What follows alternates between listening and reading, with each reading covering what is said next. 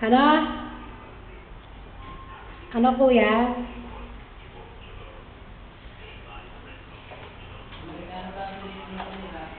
Dati Amerikano nakatira. Ano mo pa? Ilang ano siya dito? Mga 3 months. 3 months? Lang dito din siya. Yan, si Kevin. Kasi ang asawa ko mahilig magluto. Ano may range ko naman? Oo, yan.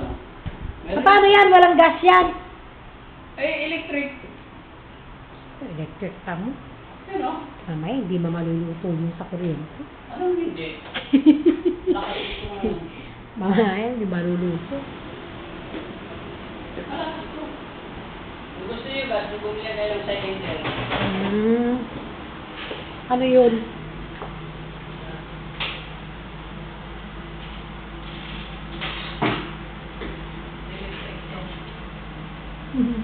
This is the mirror. And this one.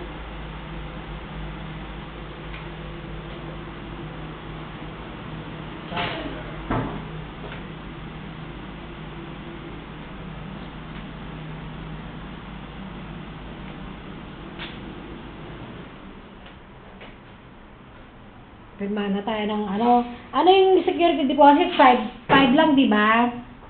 5. May security pa. Deposit. Pag ano, pag tapos na kami. Oo, yung prayo, may sasawa sa inyo, makikita naman yung video eh. Okay. Ano na, ikaw pa rin ang kaano ko nun. Oo, yung misis ko na maano naman dito din. Yung magano din. Ano ba naman Saka, ito? property. Ano pala to? Open kasi siya. Hindi siya open pala tong kwarto na to. Walang privacy. Open yung kwarto. Papakita ka dito. Ganun talagang style ko. Hindi pwede palang may ano dito. Pag meron ka anak atong pag may ano. Pag ito tatawag sa ibaba, kuya. Pag tatawag sa ibaba. Alin? Yung phone. Phone? Direct ka sa guard. Yung ano, phone. Buksan mo yan, ano. Ayan. Cellphone. Ayan, ano. Kasya kaya yung gamit niya. Kasya, okay.